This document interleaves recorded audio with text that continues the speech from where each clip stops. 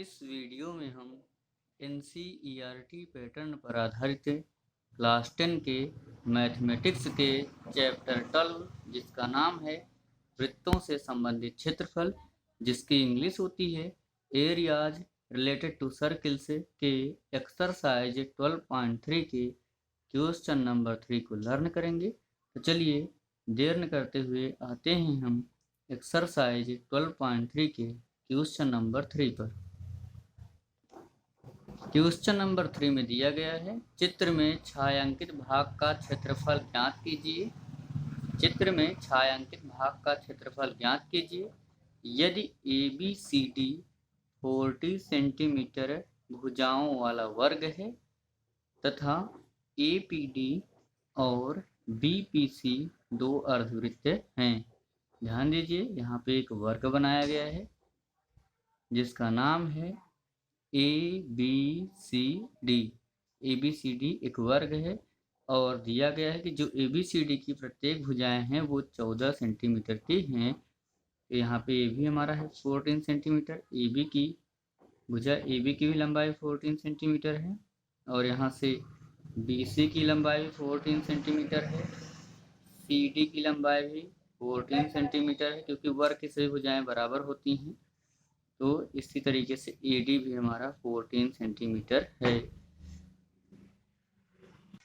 और प्रश्न में कह रहा है कि जो APD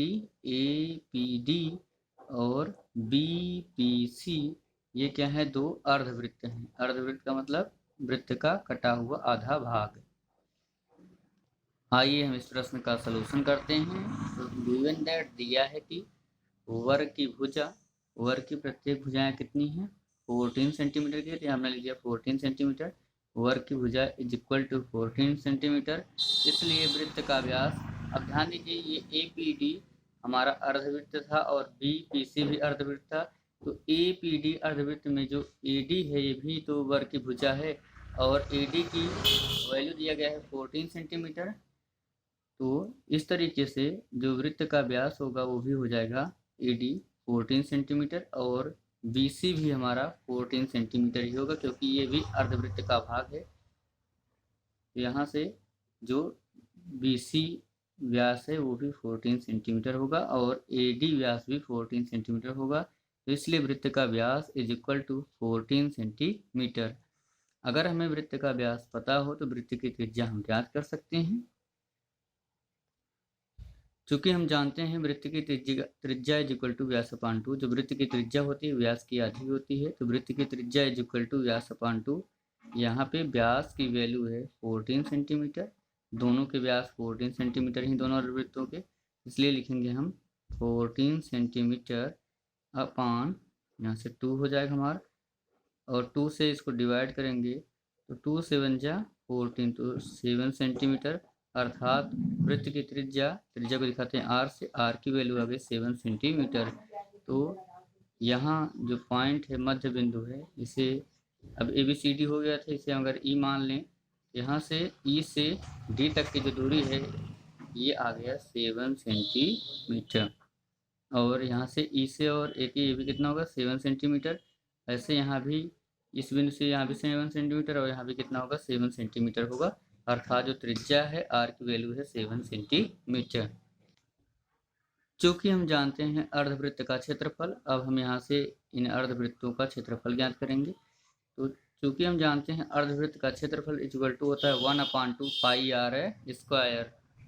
1/2 पाई r स्क्वायर, यहाँ पे हम लिखेंगे तो 1/2 पाई की वैल्यू होती है 22/7 इंटू आर का स्क्वायर। आर की जगह लिखेंगे हम 7 सेंटीमीटर, तो 7 सेंटीमीटर आर का स्क्वायर, इसका भी हम कर देंगे होल स्क्वायर। यहाँ से हम आगे चलेंगे तो ये हो जाएगा हमारा 1/2 इंटू ये हो जाएगा 22/7 और 7 सेंटीमीटर का होल स्क्वायर है, अर्थात यह 7 सेंटीमीटर इंटू 7 सेंटीमीटर है। यहाँ से 7 से 7 कैंसिल हो जाएगा।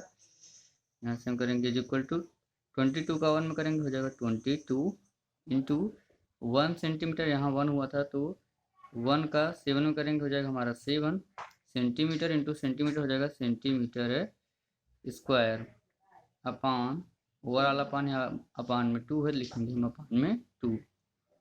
यहाँ 7 1 जा 7 हुआ था, 2 1 जा 2, तो हमारा बचेगा यहाँ पे 2 हो जाएगा।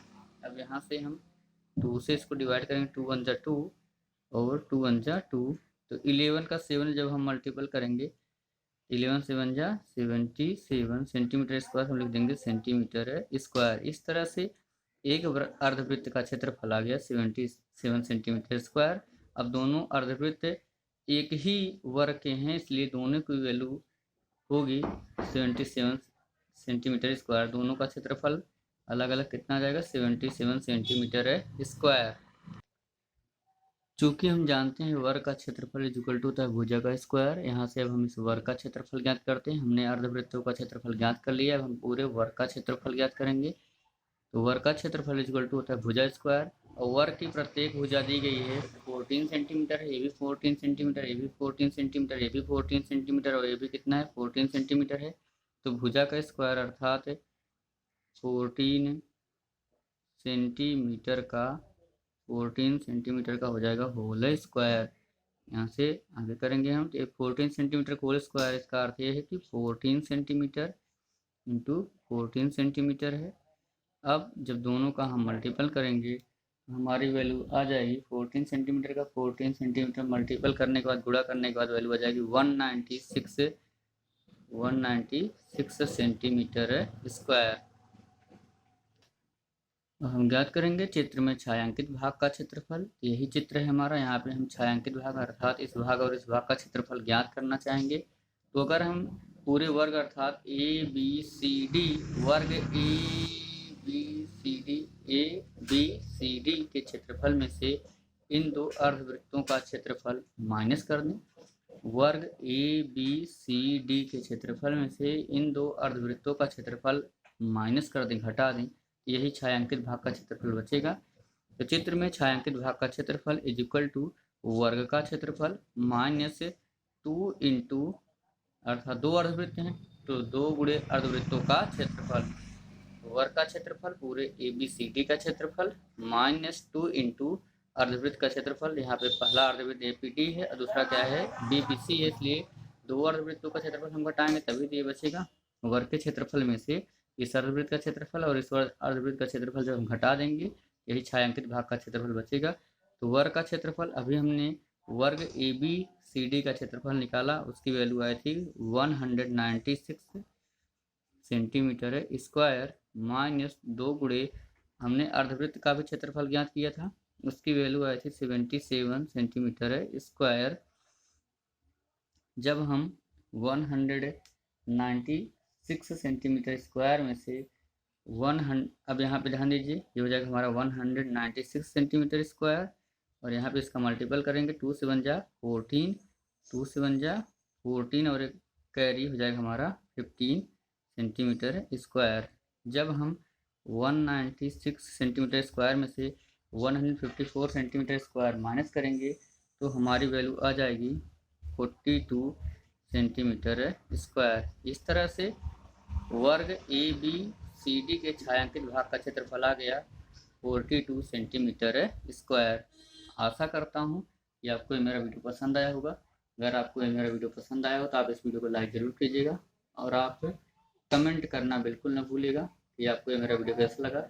इसके अलावा आपसे हमारा विनम्र निवेदन है कि अगर आप मेरे चैनल पर नए हों तो आप मेरे चैनल को सब्सक्राइब कर लीजिए। सब्सक्राइब करने के बाद आपको बेल आइकन दिखेगा जिससे प्रेस करना है दबाना आप बिल्कुल न भूलिएगा। इससे लाभ ये होगा कि इससे पहले मैंने NCERT पैटर्न पर आधारित क्लास 10 के मैथमेटिक्स के चैप्टर 8, चैप्टर 9 और चैप्टर 10 को भी पढ़ा रखा है। जैसे ही आप सब्सक्राइब कर लेते हैं, सब्सक्राइब करने के बाद उनके वीडियो आपको मेरे वीडियोज बॉक्स में आसानी देखने के लिए मिल जाएंगे और बेल आइकन दबाने का फ़ायदा ये होगा इसके बाद मैं जो भी वीडियो अपलोड करूँगा उस वीडियो की नोटिफिकेशन सबसे पहले आपके पास पहुँच जाएगी और आप उस वीडियो को आसानी से देख पाएंगे। और अभी तक मैंने NCERT पैटर्न पर आधारित क्लास 10 के मैथमेटिक्स के चैप्टर 12 पर जितने भी वीडियोज अपलोड कर रखे हैं, अगर आपने उन वीडियोज़ को नहीं देखा है तो मैं उन सभी वीडियो का लिंक नीचे डिस्क्रिप्शन बॉक्स में दे रहा हूँ। आप नीचे डिस्क्रिप्शन बॉक्स में दिए गए लिंक की सहायता से उन वीडियोज़ को भी आसानी से देख पाएंगे। इसी के साथ है thanks for watching my videos.